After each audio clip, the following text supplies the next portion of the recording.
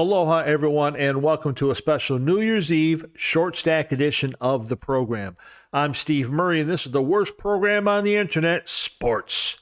You know, Dan Campbell has done an outstanding job as head coach of the Detroit Lions.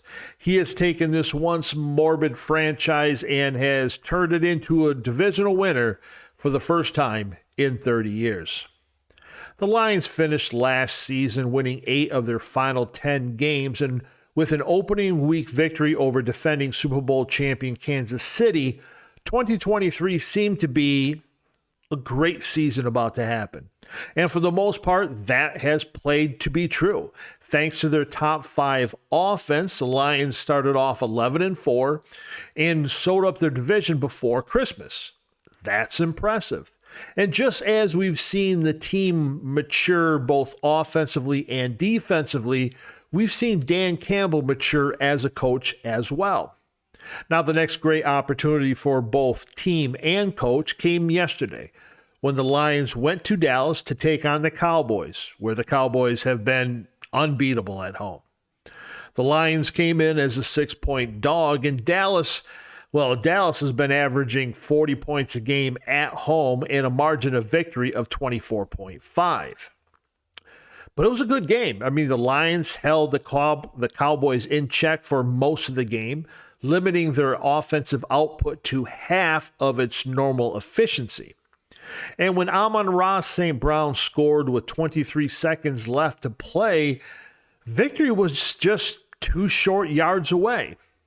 Now, of course, to no one's surprise, the Lions went for the win and not the tie. And we all know what happened then. Quarterback Jared Goff hit tackle Taylor Decker for the 2-point conversion and apparently the victory. Unfortunately, the officials waved it off. The referee said that Taylor Decker never checked in as an eligible receiver. So they marched the 5-yard penalty off, and the ball was back forward to see what Detroit was going to do with it. And it seemed like at this point, Dan Campbell had his mind made up that they were going to punch it in from 2 yards or 7 yards. No matter what it was, he was going to win his way. And let's be real, the officials blew the call. No question about it. Replays clearly showed that Taylor Decker did check in. And correctly and quite understandably, Dan Campbell was furious at the call, and he should have been. But unfortunately, he did let his anger and his ego get in the way of making the correct call. Now, the Lions were playing very, very good football, right? They were playing solid defense, and they were running the football effectively. They could have kicked the PAT, taken the game to overtime, and still had a great chance of victory.